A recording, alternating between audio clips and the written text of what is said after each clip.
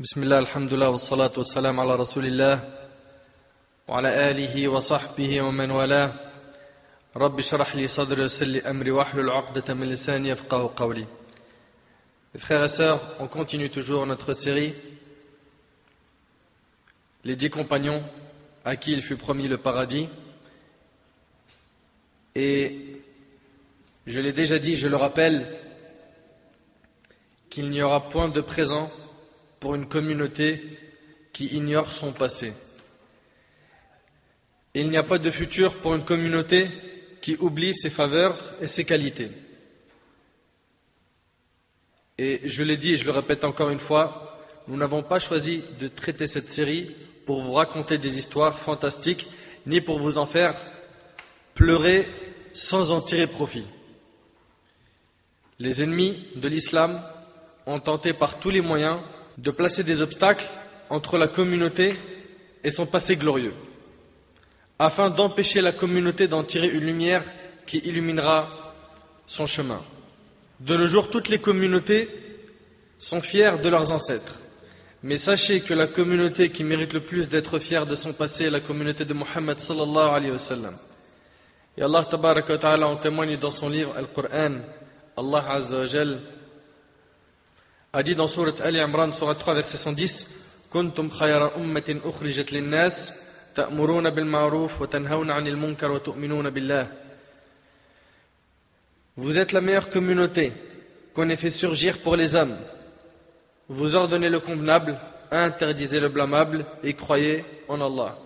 Et sachez mes frères et sœurs que le fait d'être la meilleure communauté n'est pas une chose innée ou raciale. Ce n'est pas parce qu'on est issu de telle ou telle origine qu'on est les meilleurs, absolument pas. Mais le fait d'être la meilleure communauté s'acquiert par la croyance en Allah Azza wa Jal et en son messager sallallahu alayhi wa sallam et par la propagation du message de l'islam. Mes frères et sœurs, je le dis haut et fort, cette communauté a engendré et ne cessera d'engendrer des hommes et des femmes dotés de biographies devant lesquelles nous devons fièrement nous arrêter. Comme vous le savez, les compagnons ont été nombreux, radiyallahu anhum, et il est facile d'observer une étoile dans le ciel, bien qu'il soit impossible de toutes les compter. Aujourd'hui, nous avons rendez-vous avec un grand imam.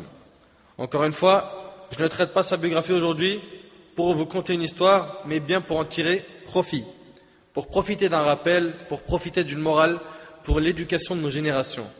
Nous allons aujourd'hui, bi'idhnillah, voir un parmi les vrais modèles à suivre.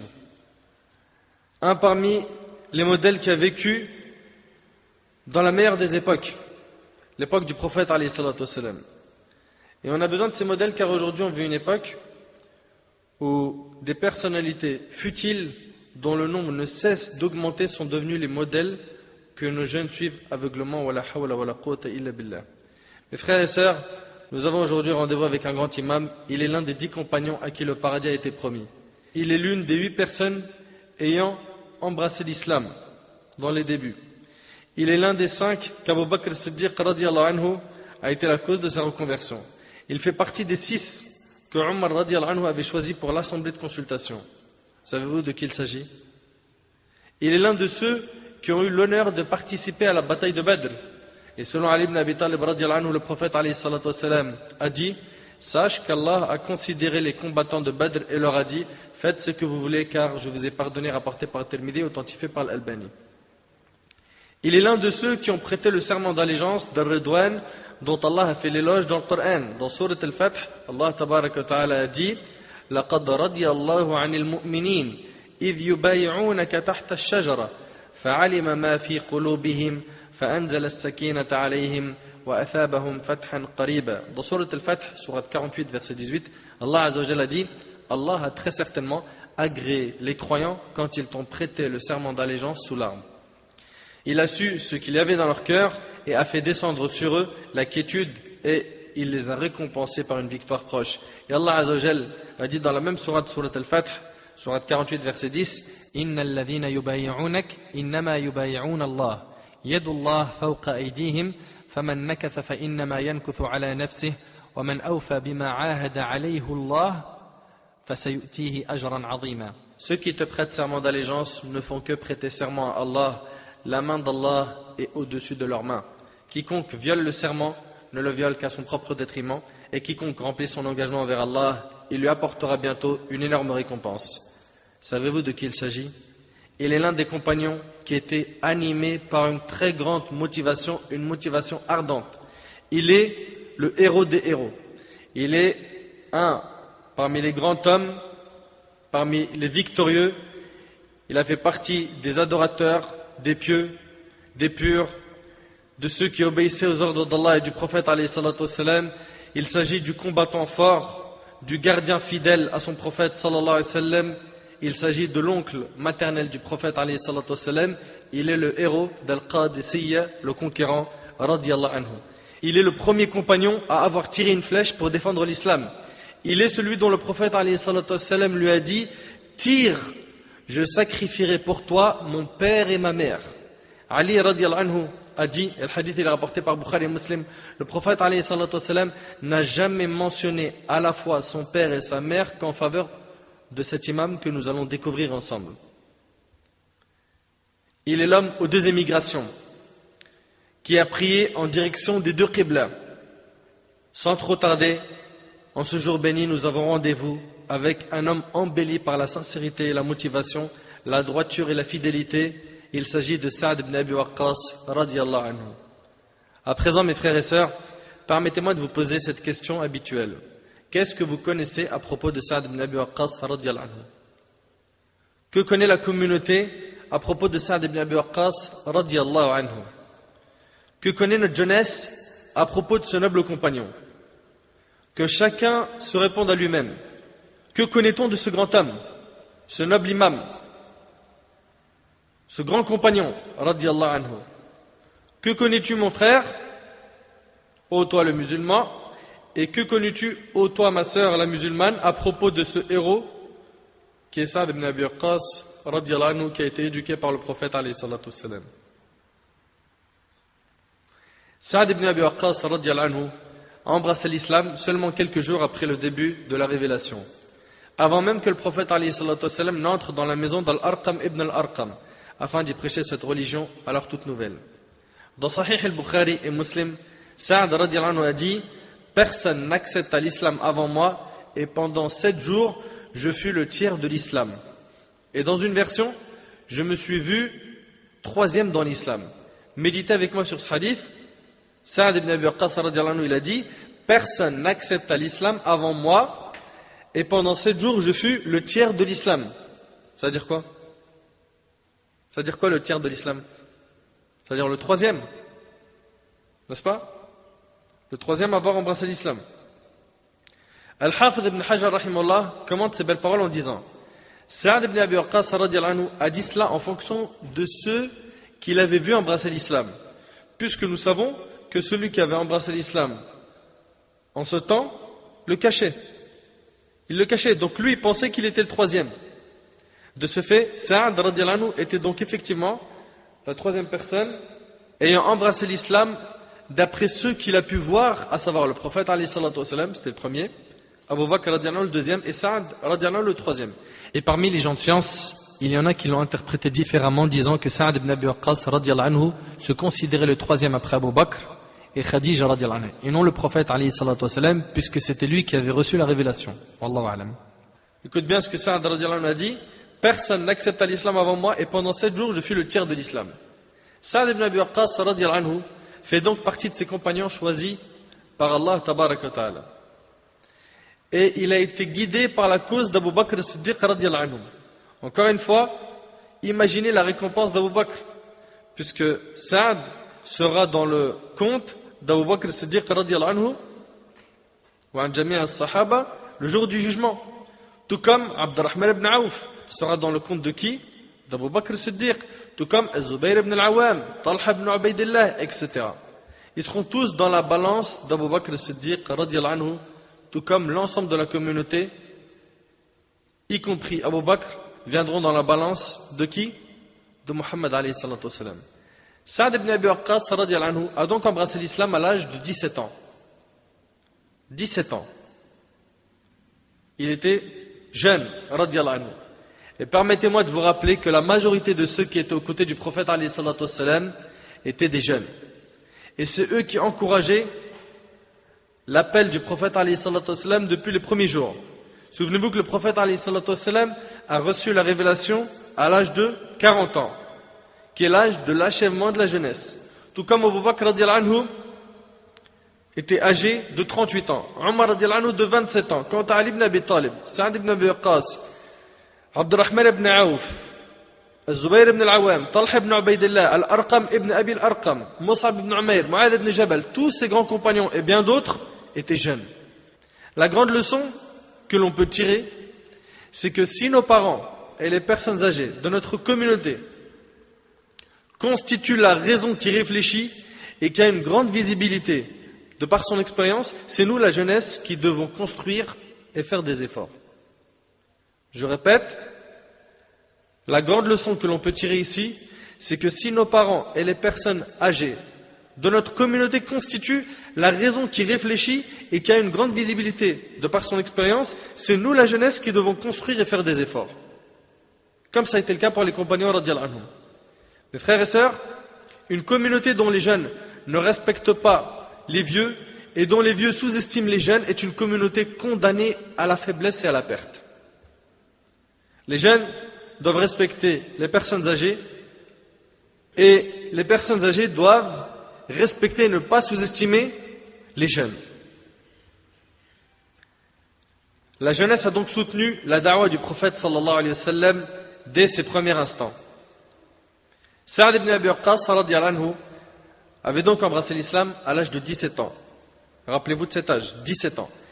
Et malgré son jeune âge, Allah Azza wa Jalla l'avait doté d'une intelligence qui pouvait dépasser celle de beaucoup de personnes âgées. Ainsi, la reconversion de ce compagnon n'était pas une petite chose, compte tenu de sa très grande motivation. Sa'd ibn Abi Waqqas radiyallahu anhu était extrêmement bienfaisant envers sa mère. Il avait un très bon comportement avec sa mère. Il était très proche d'elle.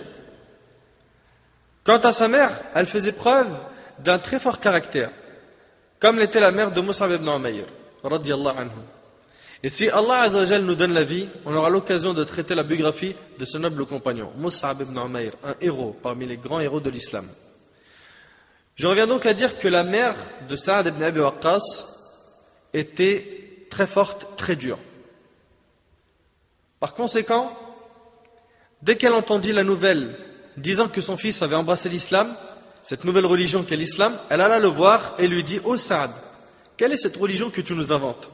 Sa'd répondit « C'est la religion de la vérité, qui témoigne qu'il n'y a de divinité qu'Allah et que Muhammad est le messager d'Allah. » Sa mère lui dit alors « Oh Sa'd », écoute bien ce qu'elle va lui dire là. « Oh Sa'd », regarde la dureté de sa mère, qui n'était pas musulmane. « Oh Sa'd », elle jure, elle lui dit « Je ne t'adresserai plus la parole, je ne mangerai plus et ne boirai plus jusqu'à ce que tu renies la religion de Muhammad. Sinon, je mourrai et les gens te le reprocheront. En d'autres termes, ce sera la honte pour toi. On te dira que tu as été la cause de la mort de ta mère. » Elle dit des paroles qui sont dures. Elle dit ça à un enfant qui est bienfaisant, qui a embrassé l'islam et qui a goûté à la foi. Et les cœurs qui ont goûté à la foi, à la douceur de la foi, savent très bien que pour rien au monde on échange la foi pour la mécréance. Selon Anas radiyallahu anhu, le prophète alayhi salatu wassalam a dit 3 caractéristiques, celui qui les possède découvre grâce à elles la douceur de la foi. 1. Qu'Allah et son messager lui soient plus chers que tout le reste. Tu veux goûter à l'iman, la foi? Tu as envie de goûter à ça? Parce que généralement quand on parle de la foi, il y a beaucoup de gens qui disent mais je ressens rien moi, je ne comprends pas pourquoi tu dis la foi. C'est des termes qui ne me parlent pas. Bah, premièrement, si tu veux avoir la foi, il faut que tu aimes Allah et son prophète alayhi salatu wassalam, plus que tout ce qui existe. Plus que tout. 2. Quand il aime quelqu'un, qu'il ne l'aime que pour Allah. N'aime pas les personnes pour des intérêts mondains. Tout ça c'est éphémère. Aime une personne pour Allah. 3. Qui lui répugne de retourner à la mécréance après qu'Allah l'en a sauvé, comme il lui répugne de se voir jeter en enfer. Et c'est rapporté par Bukhari et Muslim. Pensez-vous donc qu'un cœur ayant été illuminé par la lumière de la foi et du tawhid, de l'unicité d'Allah, aimerait retourner à l'obscurité de la mécréance et du shirk, du polythéisme? Absolument pas. Sa'd ibn Abi Waqqas radiyallahu anhu ce jeune béni qui faisait partie des meilleurs jeunes de Quraysh, répondit alors à sa mère, qu'il l'a mis devant un choix difficile. Elle lui a dit, soit tu renies la religion, soit je me prive de manger et de boire jusqu'à ce que je meure et que les gens t'accusent d'avoir tué ta mère. Qu'est-ce qu'il lui a dit? Radiyallahu anhu. Il a dit, ô chère mère, par Allah, si tu possédais 100 âmes et qu'elles sortaient devant mes yeux les unes après les autres, je ne délaisserai jamais la religion de Muhammad. Allahu Akbar. T'as vu l'attachement qu'ils avaient pour leur religion, contrairement à beaucoup d'entre nous? T'as vu la fierté et l'amour qu'ils avaient pour leur dîn? Vous avez vu à quel point son alliance à Allah, à son messager sallallahu alayhi wa sallam était forte? Ces paroles qu'il a prononcées constituent un désaveu al-bara à l'égard du shirk et des mushrikines.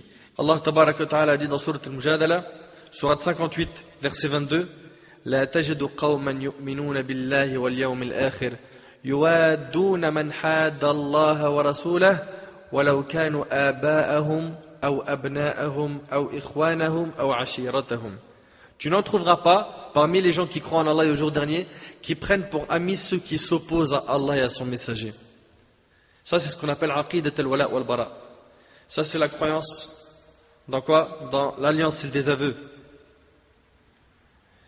Tu n'en trouveras pas parmi les gens qui croient en Allah et au jour dernier qui prennent pour amis ceux qui s'opposent à Allah et à son messager. Nous on aime pour Allah et on déteste pour Allah. Écoute bien le verset. Qui prennent pour amis ceux qui s'opposent à Allah et à son messager, fussent-ils leur père, leur fils, leurs frères ou les gens de leur tribu. Ainsi Sa'd, radiyallahu anhu, tentait de faire comprendre à sa mère que jamais il ne renierait Allah ni son messager sallallahu alayhi wa sallam. Et comment serait-ce possible alors qu'il avait goûté à la douceur de la foi? C'est impossible, comme on l'a vu à travers le hadith précédent. Allah tabaraka wa ta'ala révéla à son sujet, au sujet de Sa'd, dans Sourate Al-Ankabut, Sourate 29, verset 8, وَوَصَّيْنَا الْإِنسَانَ بِوَالِدَيْهِ حُسْنًا وَإِنْ جَاهَدَاكَ لِتُشْرِكَ بِي مَا لَيْسَ لَكَ بِهِ عِلْمٌ فَلَا تُطِعْهُمَا. Et nous avons enjoint à l'homme de bien traiter ses pères et mères. C'est-à-dire que l'homme, il doit bien traiter ses parents. Et si ceux-ci te forcent à m'associer, regarde Allah, il dit quoi? Il dit, et si ceux-ci, c'est-à-dire les parents, te forcent à m'associer, ce dont tu n'as aucun savoir, alors ne leur obéis pas. C'est-à-dire qu'Allah, dans un premier temps, il ordonne de bien traiter les parents, mais il y a une limite.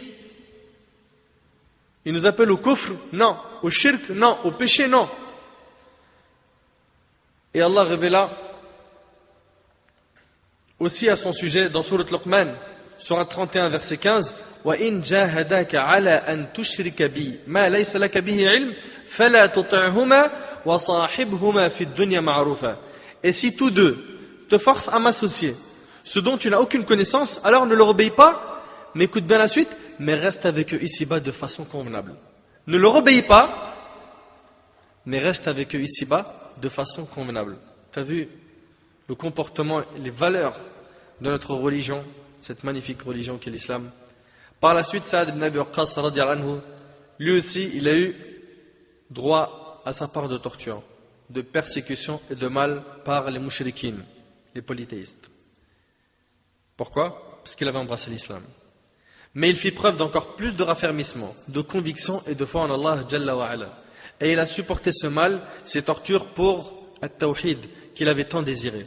Et il éprouvait de la pitié pour les gens de son peuple qui fabriquaient des idoles de pierre avec leurs propres mains qui se prosternaient pour celles-ci, alors qu'elles ne pouvaient ni causer du tort ni être utiles. Wala hawla wala quwwata illa billah. Ce noble compagnon a alors supporté tout ce tort. Et il a été poussé à émigrer à 2 reprises vers l'Abyssinie, Al-Habasha.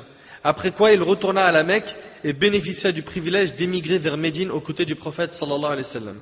Il est l'homme donc aux 2 émigrations, puisqu'il a émigré vers l'Abyssinie et vers Médine. Le prophète alayhi salatu wa sallam était très attaché à Sa'd ibn Abi Waqqas, radiyallahu anhu. Tout comme Sa'd, radiyallahu anhu, aimait le prophète alayhi salatu wa sallam d'un amour indescriptible.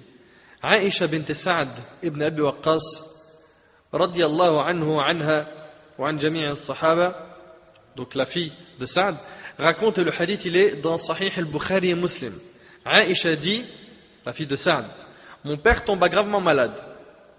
Puis le prophète alayhi salatu wa sallam vint lui rendre visite.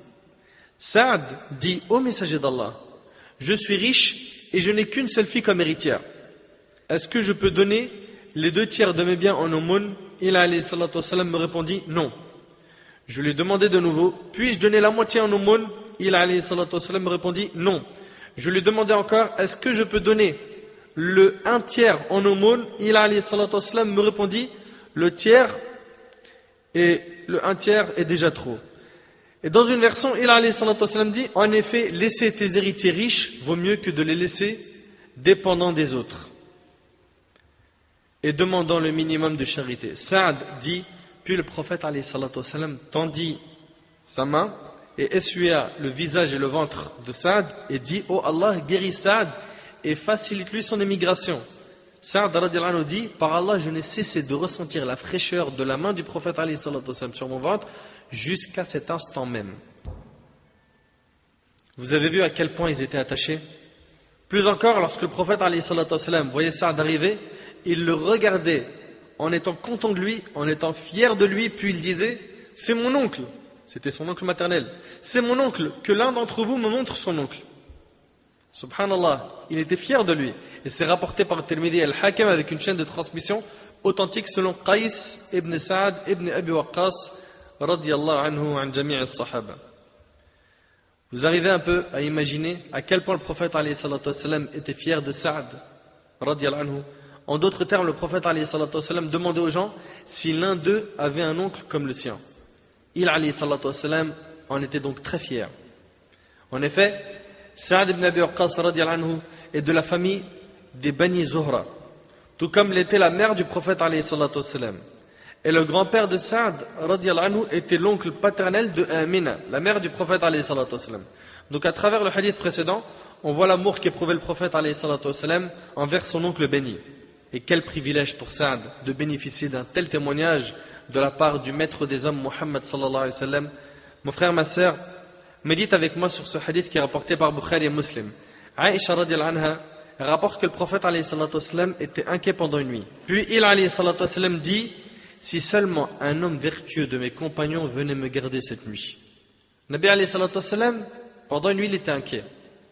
Il a dit: si seulement un homme vertueux de mes compagnons venait me garder cette nuit. Aïcha dit, radiyallahu anha, alors que nous étions comme cela, on entendit le cliquetis des armes, le bruit des armes. Le prophète alayhi salatu wassalam demanda: qui est là? Saad ibn Abi Waqqas répondit: ô envoyé d'Allah. Le prophète alayhi salatu wassalam lui demanda: qu'est-ce qui t'amène? Il dit: j'ai peur pour toi et je suis venu monter ta garde cette nuit. C'est impressionnant. Impressionnant. Saad est venu sans que quelqu'un l'appelle. N'est-ce pas une karama pour Saad ibn Abi Waqqas radiyallahu anhu? Nous, les gens de la sunna et du consensus, nous croyons en les karamats des walis et nous croyons aux miracles des prophètes, et les walis, ça existe. On ne dit pas le contraire. D'après Abu Hurayra radiyallahu anhu, le prophète alayhi salatu wassalam a dit qu'Allah tabaraka wa ta'ala a dit: man aada li waliyan faqad adhantu bil harb. Quiconque est l'ennemi d'un de mes alliés, de mes walis, je déclare la guerre contre lui, rapporté par le Bukhari.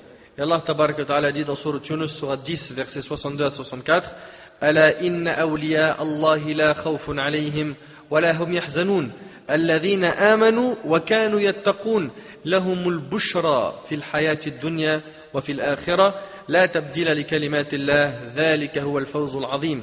En vérité, les alliés d'Allah seront à l'abri de toute crainte et ils ne seront pas affligés. C'est qui les alliés d'Allah? Allah il dit: ceux qui croient et qui craignent Allah. C'est eux. Alladhina amanu wa kanu yattaqun. C'est ceux qui croient et qui craignent Allah. Il y a pour eux une bonne annonce dans la vie d'ici-bas, tout comme dans la vie ultime. Il n'y aura pas de changement aux paroles de Dieu. Voilà l'énorme succès. Donc je reviens à dire que le prophète alayhi salatu wassalam lui demanda: qu'est-ce qui t'amène?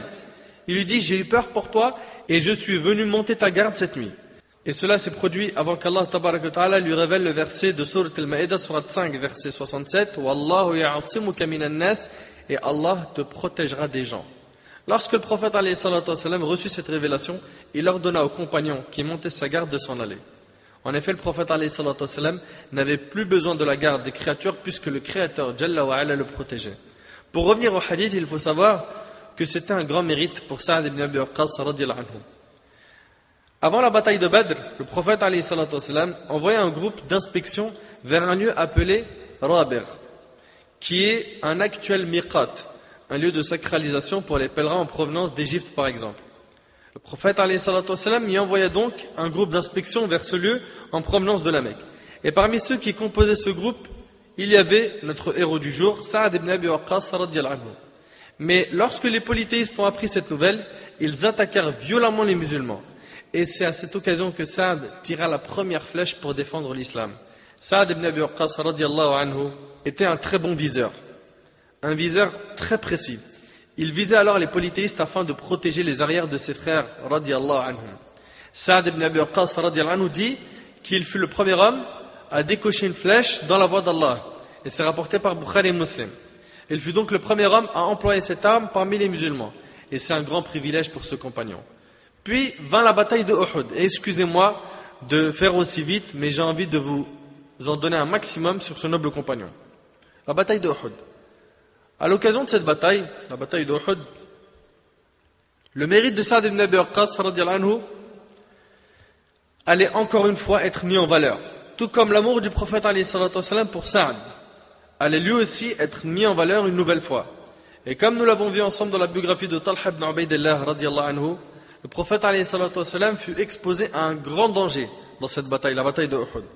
Il fit même face à la mort, après qu'un certain nombre parmi les archers ait désobéi aux ordres du prophète alayhi salatu wassalam. Vous savez très bien qu'après la désobéissance des archers, Khalid ibn al-Walid, qui n'avait pas encore embrassé l'islam, a alors profité de cette erreur pour attaquer les musulmans qui se sont donc retrouvés coincés entre l'ennemi qui leur faisait face et l'ennemi qui les attaquait par derrière. De ce fait, le prophète alayhi salatu wassalam fut exposé à un grand danger. Il a même, sallallahu alayhi wa sallam, failli se faire tuer. On lui a cassé une dent. Il a été blessé au visage, son sang a coulé, sallallahu alayhi wa sallam. Et le prophète alayhi salatu wassalam disait: comment peut réussir un peuple qui a blessé le visage de son prophète? Comment est-ce qu'ils vont réussir? Puis Allah Azza wa Jalla lui révéla dans sourate Ali Imran, sourate 3, verset 128, Laysa laka min al-amri shay. Tu n'as, Muhammad, aucune part dans l'ordre divin. Et le prophète alayhi salatu wassalam s'est armé de patience, bien qu'il ait perdu un grand nombre de compagnons au cours de cette bataille. Allah tabaraka wa ta'ala a dit dans sourate Ali Imran concernant cette bataille, sourate 3, verset 153, إِذْ تُصْعِدُونَ وَلَا تَلْوُونَ عَلَى أَحَدٍ وَالرَّسُولُ يَدْعُوكُمْ فِي أُخْرَاكُمْ فَأَثَابَكُمْ غَمًّا بِغَمٍّ لكي لا تحزنوا على ما فاتكم ولا ما أصابكم والله خبير بما تعملون. Rappelez-vous quand vous fuyez sans vous retourner vers personne, cependant que derrière vous le messager vous appelait. Alors il vous infligea angoisse sur angoisse afin que vous n'ayez pas de chagrin pour ce qui vous a échappé ni pour les revers que vous avez subis. Et Allah est parfaitement connaisseur de ce que vous faites. Et Allah tabaraka wa ta'ala dit dans sourate Ali Imran, sourate 3 verset 152, Minkum ma yuridu ad-dunya wa minkum ma yuridu al-akhirah. Il en était parmi vous qui désiraient la vie d'ici-bas et il en était parmi vous qui désiraient l'au-delà. Donc lors de cette bataille, le prophète alayhi salatu wassalam était la cible première des polythéistes. C'est pour cela qu'il souhaitait à tout prix le saisir. C'est alors que le prophète alayhi salatu wassalam se retrouva seul face à cet ennemi plein de haine qui n'avait qu'un seul objectif, tuer le prophète alayhi salatu wassalam à tout prix. Et c'est là que Talha radiyallahu anhu se mit à défendre le prophète alayhi salatu wassalam de toutes ses forces. Quant à Sa'd, il n'avait qu'un seul objectif, protéger le messager d'Allah alayhi salatu wassalam. Ali ibn Abi Talib radiyallahu anhu a dit: le prophète alayhi salatu wassalam n'a jamais mentionné à la fois son père et sa mère qu'en faveur de Sa'd ibn Malik, c'est-à-dire Sa'd ibn Abi Waqqas, le jour de Uhud. Il lui dit: tire tes flèches, je sacrifierai pour toi mon père et ma mère, rapporté par Bukhari et Muslim. Vous voyez à quoi ressemble le mérite de Sa'd. Protéger quelqu'un dans une telle situation n'est pas une mince affaire. C'est plutôt la preuve d'une grande sincérité et d'une grande fidélité. Sa'd raconte même que le prophète alayhi salatu wassalam lui donnait les flèches et Sa'd les tirait contre l'ennemi. Et à un moment donné, il alayhi salatu wassalam lui a donné une flèche qui n'avait pas d'embout pointu. donc qui n'aurait théoriquement aucune utilité. Puis le prophète alayhi salatu wassalam nous dit tire au nom d'Allah au Sa'd. Eh bien figurez-vous que cette flèche défectueuse causa la mort d'un ennemi qui avait massacré un grand nombre de musulmans. Sa'd radhiyallahu anhu dit je me suis alors retourné vers le prophète alayhi salatu wassalam et je l'ai vu sourire au point où ses molaires apparurent sallallahu alayhi wa sallam. Et je vous ai dit dans un dars que le prophète alayhi salatu wassalam avait mentionné à la fois son père et sa mère pour Talha ibn Ubaydillah, donc il l'a fait pour 2 personnes. Puis les jours passèrent jusqu'à ce que vint la mort du prophète alayhi salatu wassalam. Suite à quoi c'est Abu Bakr as-Siddiq radhiyallahu anhu qui sera chargé du califat, que Sa'd ibn Abi Waqqas radhiyallahu anhu accompagnera en toute honnêteté. Après Abu Bakr, c'est au tour de Omar d'être chargé du califat, et là, je vous demande toute votre attention. Omar radhiyallahu anhu désigne alors Sa'd ibn Abi Waqqas au poste de délégué à Al-Kufa. Bien évidemment, quel excellent choix et quel excellent homme était Sa'd. Mais malheureusement, les gens d'Al-Kufa sont allés se plaindre de Sa'd auprès de Omar. Les gens d'Al-Kufa, ils sont partis se plaindre de Sa'd auprès de Omar. Quelle honte pour eux. Et qu'avait donc fait Sa'd pour mériter cela? Eh bien, écoute, mon frère, ainsi que toi ma sœur, et juge par toi-même, en espérant que tu pourras supporter ces paroles. Il prétendait que Sa'd ne savait pas prier. Ils sont partis se plaindre à Omar ibn Khattab. Ils l'ont dit, Sa'd ne sait pas prier. Quelle catastrophe. C'est monstrueux de dire ça. Sa'd ibn Abi Waqqas ne sait pas prier? Comment est-ce possible? Omar radhiyallahu anhu le convoqua alors et lui dit, ô Abu Ishaq, ces gens prétendent que tu ne pries pas correctement. Sa'd radhiyallahu anhu répondit, quant à moi, par Allah, j'ai eu dirigé leur prière exactement comme le faisait le messager d'Allah sallallahu alayhi wa sallam sans m'en éloigner. C'est-à-dire exactement la même prière sans rien ajouter ni en retirer. Je dirigeais leur prière d'Al-Ashi, c'est-à-dire Dhuhr et Asr, et il y a d'autres avis. Je prolongeais alors les 2 premières et écourtais les 2 dernières. Donc il prolongeait la première et la 2e raka et il écourtait la 3e et la 4e raka comme le faisait le prophète alayhi salatu wassalam. Vous savez ce qu'a répondu Omar radhiyallahu anhu? Il lui a dit, c'est ce que je pensais de toi, ô Abu Ishaq. Il existe une autre version qui est dans Bukhari et Muslim qui cette fois-ci est pleine de peine et de chagrin de la part de Sa'd ibn Abi Waqqas radhiyallahu anhu. Sa'd, il dit, moi je ne sais pas prier. Par Allah, je suis le premier à avoir tiré une flèche pour défendre l'islam. Et vous savez ce que signifie cette phrase? Parce que cette expression n'est pas une simple fierté sans signification pour Sa'd. Mais il veut dire par là qu'il fait partie des premiers dans cette religion. Il fait partie des premiers à avoir embrassé l'islam. Qu'il en faisait partie avant même que les gens d'Al-Kufa n'en entendent parler. Par Allah, je suis le premier à avoir tiré une flèche pour défendre l'islam, c'est-à-dire que j'étais musulman avant même que vous n'entendiez parler de cette religion. J'étais en permanence aux côtés du prophète alayhi salatu wassalam. Par Allah, je suis le premier à avoir tiré une flèche pour défendre l'islam. Je participais aux batailles avec le messager d'Allah sallallahu alayhi wa sallam alors que nous n'avions d'autre nourriture que les feuilles d'arbres. Nous faisions nos besoins comme le faisaient les chameaux et les agnelles. C'est-à-dire que la forme de leurs excréments était identique à celle des bêtes puisqu'ils ne mangeaient que des feuilles d'arbres. À présent, est-ce que vous vous rendez compte de la profondeur de ces paroles? Est-ce que vous arrivez à réaliser combien le prophète alayhi salatu wassalam et ses compagnons ont souffert pour nous? Et surtout, ce que sous-entendait ici Sa'd, s'il insiste sur le fait qu'il mangeait avec le prophète alayhi salatu wassalam des feuilles d'arbres, cela signifie qu'il était en permanence à ses côtés et qu'il ne s'éloignait jamais de lui. Par conséquent, il est certain qu'ils ont eu le temps d'observer la prière du prophète sallallahu alayhi wa sallam bien comme il le faut. Et le prophète alayhi salatu wassalam lui enseignait tout, comment manger, boire, dormir, faire ses besoins, etc. etc. Et prier bien sûr. Sois donc conscient, mon frère, ainsi que toi, ma sœur, que Sa'd ibn Abi Waqqas radhiyallahu anhu suivait le prophète alayhi salatu wassalam, tout comme ton ombre te suit. Par Allah, je suis le premier à avoir tiré une flèche pour défendre l'islam. Je participais aux batailles avec le prophète alayhi salatu wassalam, alors que nous n'avions d'autre nourriture que les feuilles d'arbres. Nous faisions nos besoins comme le faisaient les chameaux et les agnelles. Puis vinrent les Banu Asad me faire des reproches concernant la religion. Ressentez-vous ici la douleur de ce noble compagnon à travers ces paroles? Il est bien évidemment blessé par le fait qu'après tout cela, après tout ce qu'il a sacrifié pour cette religion, ses habitants d'Al-Kufa viennent se plaindre de lui auprès de Omar. Et à quel sujet? Au sujet de la religion. Une version extrêmement touchante qui exprime d'une manière très forte sa grande douleur et son désespoir. Comment est-ce possible que Saad ibn Abi Waqqas soit accusé de ne pas savoir prier correctement? La réalité des choses est que ces gens ont dit cela de Saad à Omar parce qu'ils ne trouvaient rien d'autre à lui reprocher. Ils se sont donc dit, on va prétendre qu'il ne sait pas prier. Mais quelle catastrophe! Une catastrophe même pas crédible. Imaginez-vous aujourd'hui que je viens de vous dire qu'un grand savant tel que Cheikh Al-Uthaymin, il ne savait pas prier. Est-ce que ça rentrerait dans ta tête? Non. Qu'en est-il des compagnons radiyallahu anhum, qui ont été éduqués par Muhammad sallallahu alayhi wa sallam? Après cela, Omar radiyallahu anhu envoya un homme avec Saad ibn Abi Waqqas à Al-Kufa. Cet homme avait pour mission de se rendre dans toutes les mosquées et d'interroger les gens au sujet de Saad. Les gens faisaient tous son éloge et ne disaient que du bien de lui, sauf un homme de la mosquée des Bani Abs. Et écoute bien ce qui va se passer avec cet homme. Cet homme s'appelait Oussama ibn Qatada et il était surnommé Abu Saad. Il disait à ce messager envoyé par Omar, puisque tu insistes pour que l'on t'informe au sujet de Saad ibn Abi Waqqas, eh bien sache que Saad fuit le combat. Voilà ce qu'il a dit. Cet homme a dit que Saad fuit le combat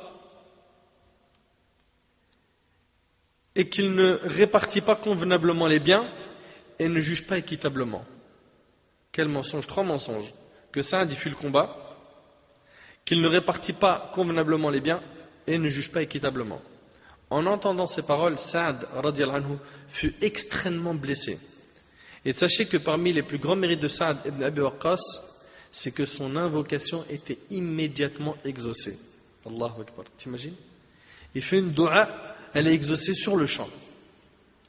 Lorsque Saad radiyallahu anhu invoquait Allah, Allah azza wa jal exauçait immédiatement son invocation. Et Saad radiyallahu anhu voyait sur place l'exaucement de son invocation. T'arrives à imaginer un petit peu? C'est quelque chose de très fort. Et tu sais pourquoi son invocation a été exaucée?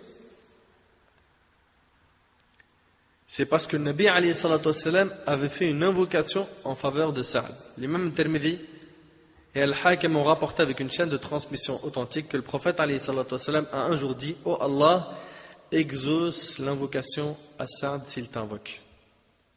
T'imagines, le Nabi alayhi salam, il a fait cette dua. Quelle belle invocation. Comme vous le savez, lorsqu'on fait des duas, il se peut qu'Allah exauce le dua ou nous retarde l'exaucement ou qu'il nous écarte un mal équivalent. Selon Abu Saïd radiyallahu anhu, le prophète alayhi salatu wassalam a dit: il n'est pas sur terre un musulman adressant une invocation à Allah le Très-Haut qui ne contient pas de péché ou de rupture de lien de famille sans qu'Allah ne lui donne une de ces 3 choses. Soit il lui hâte l'exaucement de sa demande, ou qu'il lui garde pour le jour de la résurrection, ou qu'il ne lui écarte un mal équivalent, rapporté par Ahmed al-Tirmidhi et d'autres. Quant à Saad ibn Abi Waqqas radiyallahu anhu, son invocation n'était jamais suspendue ni rejetée. Lorsqu'il invoquait Allah, Allah exauçait immédiatement son invocation. Je ne sais pas si vous arrivez à vous en rendre compte de cette incroyable karama, une karama inimaginable. Donc lorsque cet homme qui est Oussama ibn Qatada dit ces mensonges au messager de Omar, quand il a dit que Saad y fuit le combat, et il a dit aussi qu'il ne répartit pas convenablement les biens et ne juge pas équitablement, Saad ibn Abi Waqqas radiyallahu anhu dit: je vais invoquer Allah par 3 invocations. Puis Saad leva alors les mains. Et lorsqu'il levait les mains, les gens avaient peur. Ils avaient peur, puisqu'ils craignaient qu'il invoque Allah contre eux, et ils savaient que son invocation était exaucée. Saad radiyallahu anhu leva alors les mains et dit: je vais invoquer Allah par 3 invocations. Ô Allah, si ton serviteur un tel est un menteur, écoute bien, qu'il s'est levé par ostentation et à la recherche de la réputation, prolonge-lui sa vie, augmente-lui sa pauvreté et expose-le aux épreuves. Allahu Akbar. Une invocation qui est dure. Dure. Écoute bien. Ô Allah, si ton serviteur un tel est un menteur, qu'il s'est levé par ostentation et à la recherche de la réputation, prolonge-lui sa vie, augmente-lui sa pauvreté et expose-le aux épreuves. On peut tirer de ce passage une leçon claire. Ne t'expose pas, mon frère, ni toi, ma sœur, au risque de subir l'invocation d'une personne pieuse. Arrête de parler en mal de ces gens qui font du bien et qui sont pieux, parce qu'il se pourrait que tu le regrettes. Il suffira à cette personne d'invoquer Allah contre toi, surtout s'il est victime d'injustice de ta part, et qu'Allah Azza wa Jal exauce cette invocation pour que tu le regrettes pour toujours. Mets-toi à l'abri de l'invocation de l'opprimé, car l'invocation de l'opprimé est exaucée. Selon Abu Huraira radiyallahu anhu, le prophète alayhi salatu wasalam a dit: méfie-toi de la malédiction de l'opprimé, car aucun écran ne s'interpose entre elle et Allah, rapporté par Bukhari et Muslim. Crains donc l'invocation des personnes pieuses, des personnes opprimées.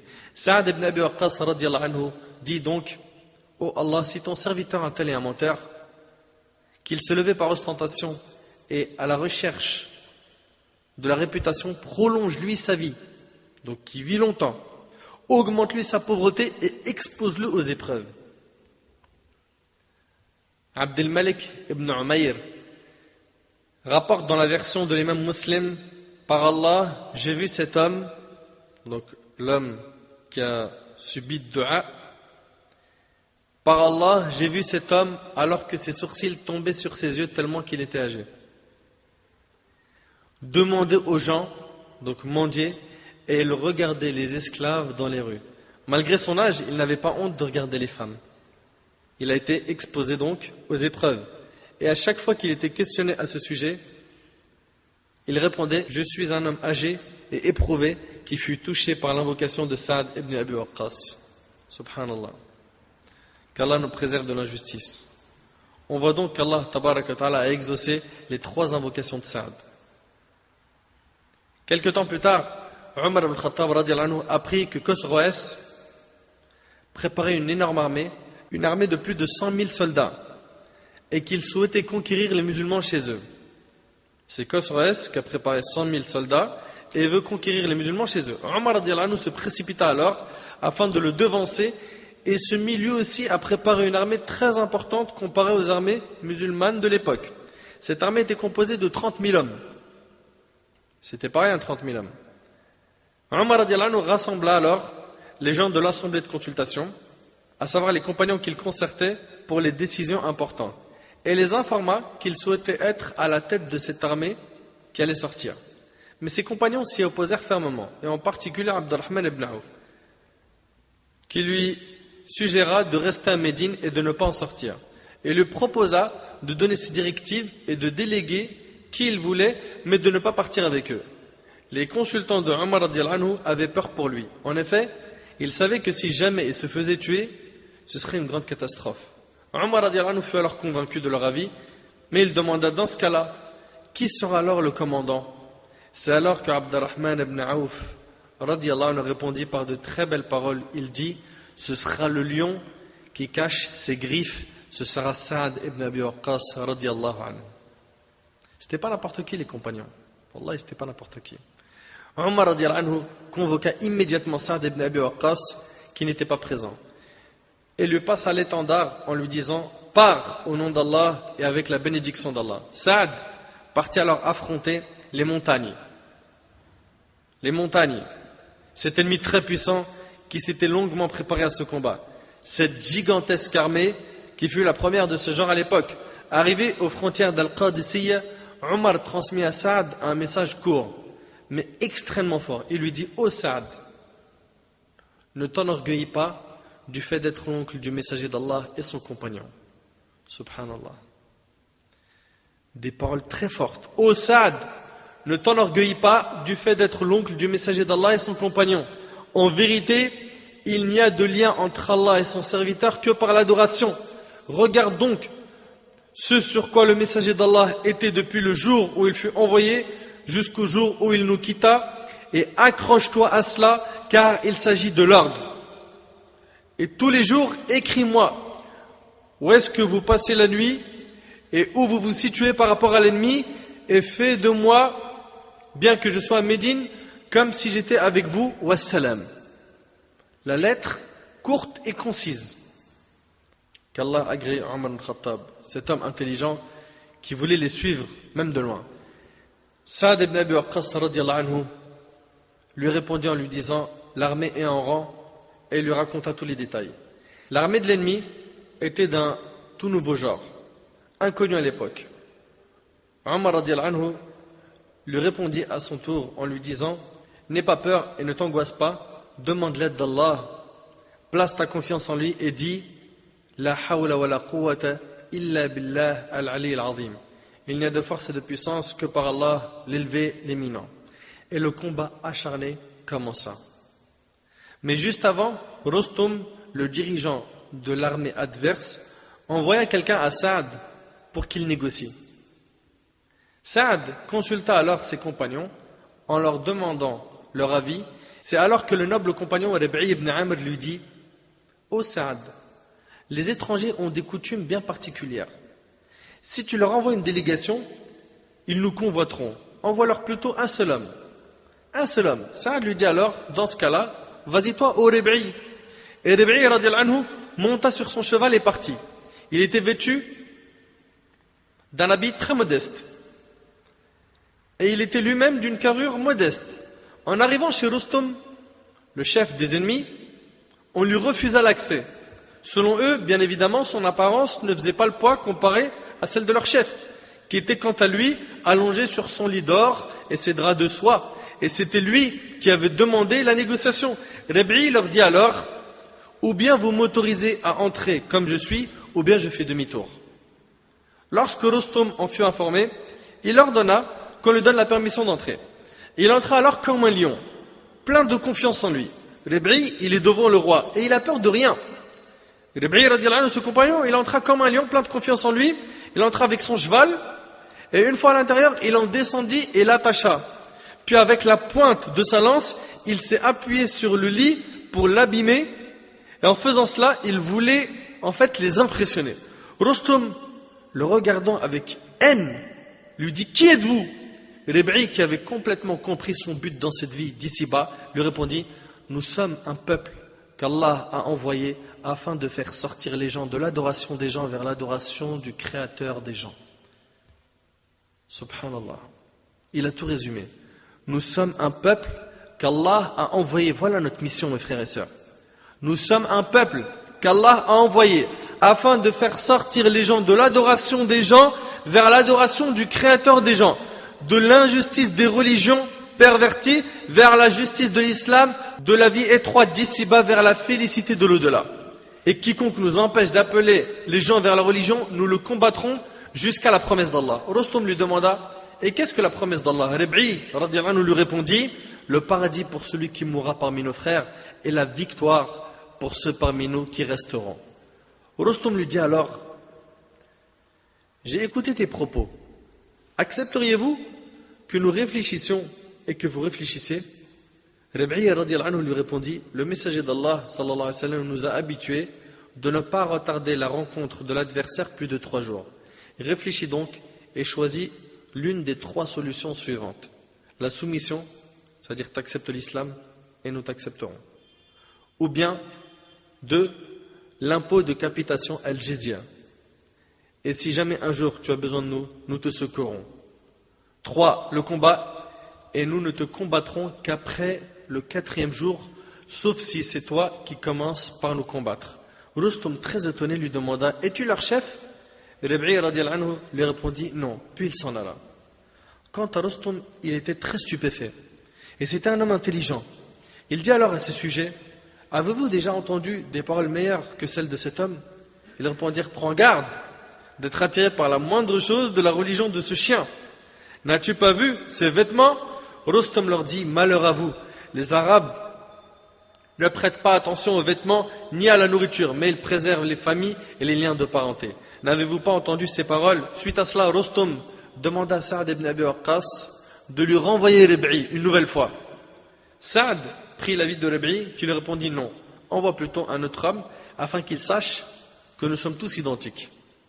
On a tous le même discours. Saad radiallahu anhu lui envoya alors Hudhayfa ibn Muhsan radiallahu anhu. Lorsque ce dernier arriva, il était déterminé à rester sur son cheval et n'en descendit pas. Lui, il a voulu rester sur son cheval. Comme la première fois avec Rib'i, radiallahu anhu, Rustum lui demanda qui êtes-vous? Et encore une fois, Hudhayfa lui répondit exactement de la même manière que Rib'i. Nous sommes un peuple qu'Allah a envoyé et il a tout dit. Mais Rustum, qui, comme je vous l'ai dit, était un homme intelligent, souhaitait savoir si ces gens-là pensaient vraiment tous de la même manière ou si chacun répétait simplement les paroles du précédent sans plus. Rustum lui demanda alors, la promesse commence depuis quel jour? Hudhayfa lui répondit, 3 jours depuis hier.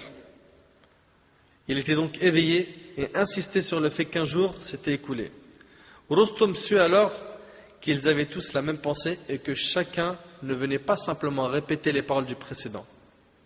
De ceci, nous apprenons que nous devons tous suivre les commandements d'Allah et son messager sallallahu alayhi wa sallam et ne pas interpréter les choses à notre sauce ou répéter bêtement tout ce qu'on entend. Mais à nouveau, Rustum redemanda à Saad ibn Abi Waqqas de lui renvoyer Rib'i. Il avait apprécié le caractère de cet homme et souhaitait le rencontrer une nouvelle fois. Mais Rib'i suggéra à Saad d'envoyer un autre homme. C'est alors que Saad radiallahu anhu lui envoyait l'un des hommes les plus puissants des Arabes de l'époque, Al-Mughira ibn Shu'ba radiallahu anhu.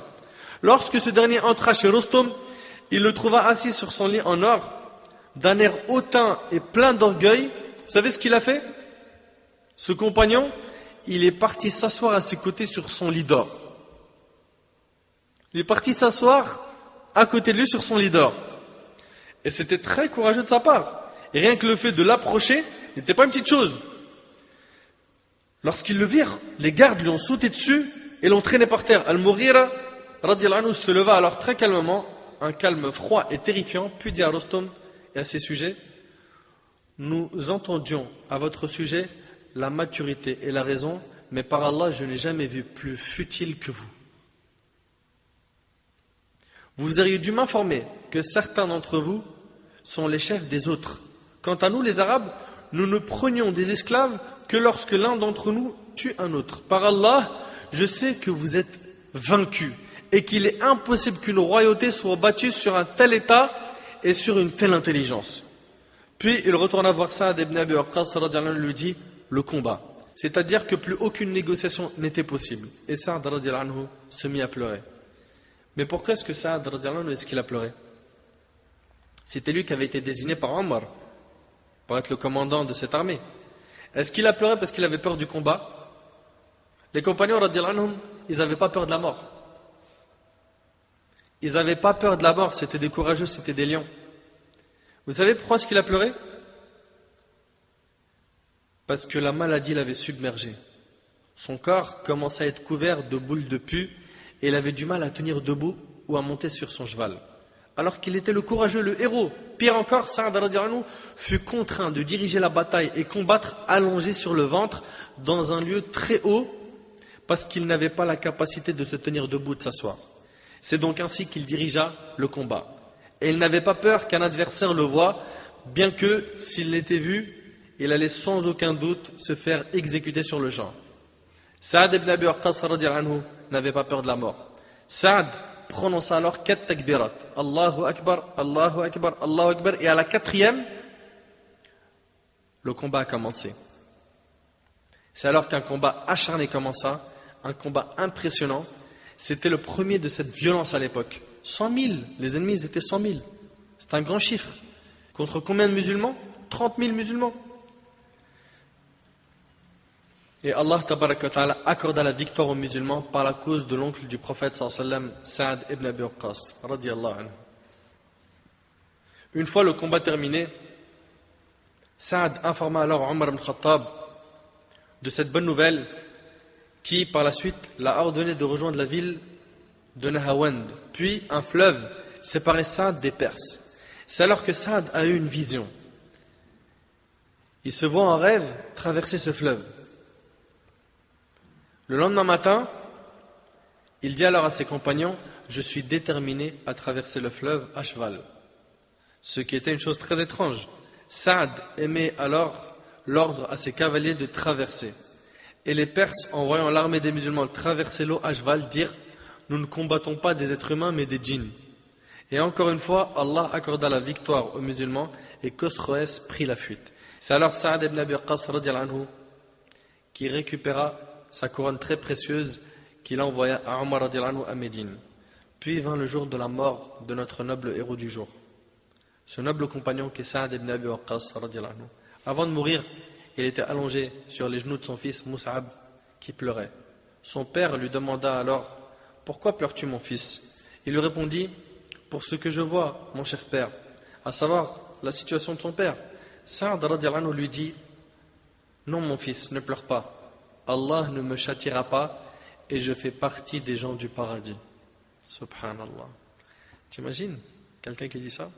L'imam al-Dhahabi rahimahullah commenta ces paroles en disant « Par Allah il a dit vrai, par Allah il a dit vrai et félicitations pour lui. » Puis Sa'd sortit un manteau de laine et demanda que ce soit son linceul lorsqu'il mourra. Et il a dit « Celui-ci est le manteau avec lequel j'ai affronté les associateurs le jour de Badr et je l'avais gardé pour ce jour. » Puis en l'an 55 de l'Hégire à Al-Aqiq, à un endroit près de Médine, il partit sereinement à la rencontre de son Seigneur dans des jardins et parmi des ruisseaux dans un séjour de vérité auprès d'un souverain omnipotent, d'après le témoignage du prophète sallallahu alayhi wa sallam. L'imam al-Tirmidhi a rapporté avec une chaîne de transmission authentique que Abdurrahman ibn Auf a rapporté que le prophète alayhi salatu wa sallam a dit « Abu Bakr sera au paradis, Omar sera au paradis, Uthman sera au paradis, Ali sera au paradis, Talha sera au paradis, Az-Zubayr sera au paradis, Abdurrahman ibn Auf sera au paradis, Sa'd ibn Abi Waqqas sera au paradis. » Ces compagnons-là, c'est eux qui ont sacrifié leur vie pour la religion d'Allah, pour que ce message nous parvienne. Quant à nous, qu'avons-nous fait comme œuvre pour notre communauté? Et malheureusement, nous prétendons gratuitement être utiles à la religion, qu'Allah tabaraka ta'ala agrée et récompense de la meilleure des récompenses ce grand compagnon qui est Sa'd ibn Abi Waqqas radiallahu anhu, et qu'il nous rassemble à ses côtés et aux côtés de la mère des créatures, notre bien-aimé Muhammad sallallahu alayhi wa sallam, que ses biographies nous permettent de connaître le vrai visage de ses compagnons et de nous donner envie d'être comme eux. Sa'd radiallahu anhu, à 17 ans, il a embrassé l'islam. Et son nom fait partie des grands noms parmi les sahaba, parmi les compagnons. À nous de prendre exemple sur eux et à nous d'enseigner à nos enfants, à nos épouses, aux gens qui sont autour de nous, qui étaient les nobles compagnons, qu'Allah subhanahu wa ta'ala nous facilite de mettre en pratique tout ce que l'on apprend. وأسأل الله سبحانه وتعالى أن ينفعني بما قلت وأن ينفعكم بما سمعتم هذا ما أعلم والله عز وجل أعلى وأعلم سبحانك اللهم وبحمدك أشهد أن لا إله إلا أنت أستغفرك وأتوب إليك بارك الله فيكم والسلام عليكم ورحمة الله وبركاته.